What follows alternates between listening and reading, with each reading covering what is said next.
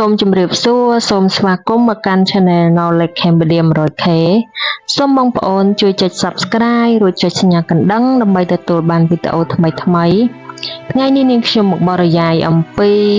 តើធ្វើដូចម្តេចដើម្បីកុំឲ្យចុកពោះមុនមករដូវការចុកពោះមុនមករដូវ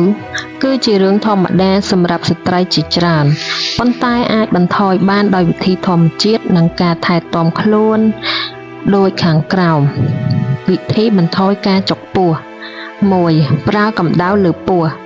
ដាក់ដបទឹកក្តៅឬកំណាត់ក្តៅលើផ្នែកខាងក្រោមពោះជួយសម្រាកសាច់ដុំនិងបន្ថយការឈឺ 2. ហាត់ប្រាណស្រាលៗដើរយូហ្គាឬហាត់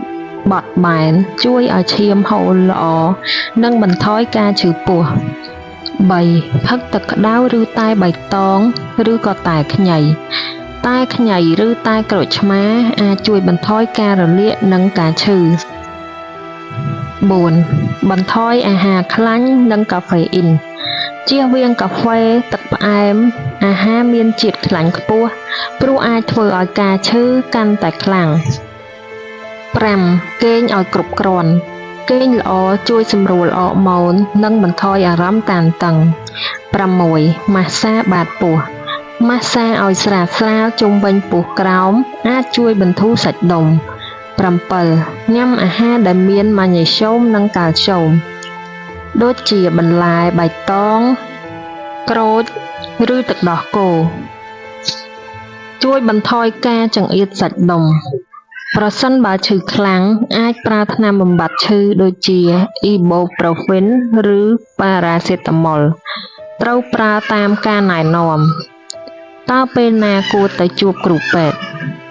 ឈឺខ្លាំងមិនធម្មតាឈឺរហូតធ្វើឲ្យមិនអាចធ្វើការងារបានឈាមច្រើនពេកឬមានអាការៈចម្លែកផ្សេងប្រសិនជាបងប្អូនចង់ជួយឧបត្ថម្ភថវិកាសម្រាប់ការផលិតវីដេអូសូមបងប្អូនអាចស្កេនតាមរយៈ QR នេះបានសូមអរគុណបងប្អូនសម្រាប់ការតាមដានស្ដាប់ពីដើមដល់ចប់សូមបងប្អូនជួយចុច Subscribe រួចចុចសញ្ញាកណ្ដឹងដើម្បីទទួលបានវីដេអូថ្មីៗសូមអរគុណ